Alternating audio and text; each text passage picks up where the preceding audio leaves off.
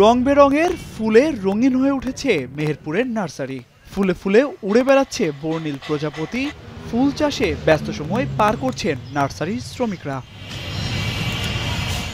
বাগানীরা জানান, বাণিজ্যিকভাবে নার্সারিতে ফুলের চারা বিক্রির সবচেয়ে উপযুক্ত সময় শীত ও বসন্তকাল। এই সময়ে ফোটে গাঁদা, ডালিয়া, অতসী, রজনীগন্ধা, চন্দ্রমল্লিকা, গোলাপ, ক্যান্ডুলা সহ অর্ধশতাধিক ফুল। বাড়ির ছাদ কিংবা বারান্দা সাজাতে এসব ফুল কিনতে ক্রেতাদের ভিড় বাড়ছে বাগানে।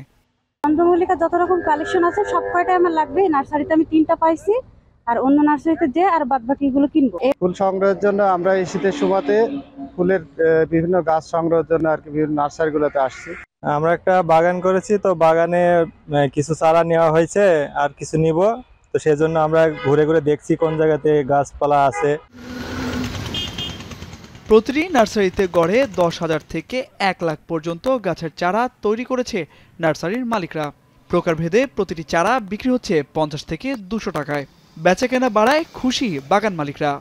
এখন সব থেকে বেশি বিক্রি হচ্ছে ইনকা গ্যান্দা, সালভিয়া, স্টার, তারপরে সেলোসিয়া, চন্দ্রমল্লিকা। এখানে আমার দিন 1100-1200 টাকা আয় হয়। এগুলো অনেক সময় বাইরের দেশ থেকে সহযোগিতাও লাগে, সেগুলো যদি সরকারি থেকে যদি সহযোগিতা করে তো নার্সারি মালিকদের জন্য অনেক সুবিধা হয় এবং এটা আরও সামনে আগানোর চেষ্টা, এদের আগ্রহ বেশি বাড়বে। চলতি মৌসুমে মেহেরপুরে প্রায় 10 কোটি টাকার ফুলের চারা উৎপাদনের লক্ষ্যমাত্রা ধরা হয়েছে। মেহেরপুরে টোটাল ডিস্ট্রিক্ট 6 থেকে 700 নার্সারি আছে। চারা উৎপাদন প্রায় 8 থেকে 10 লক্ষ, বিভিন্ন প্রজাতির, শীতকালীন আর কি।